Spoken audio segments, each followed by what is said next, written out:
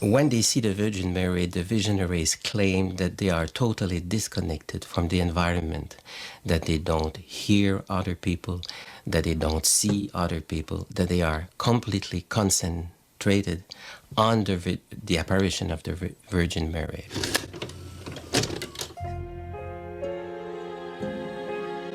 Every week, the Virgin is said to appear to the young visionaries at a Friday service.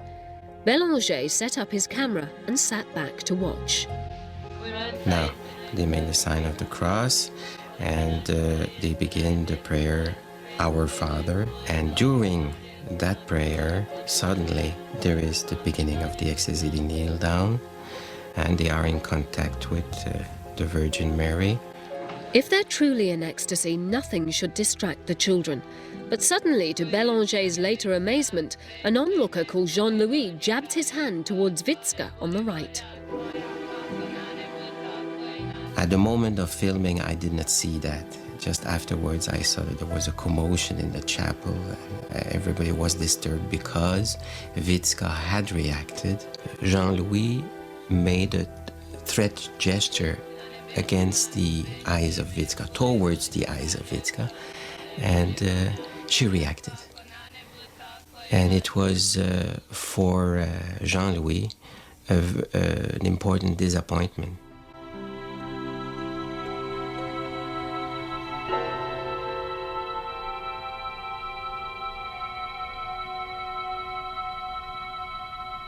Still frames from Bélanger's video at the moment of the hand lunging at Vicka show her clearly recoiling from the jabbing fingers. Then the fingers of Jean-Louis are going back. Still no reaction from Vicka. A slight reaction, closing of her eyes. And then on the next picture, you have the spectacular movement of the face of Vicka. She is reacting, going back.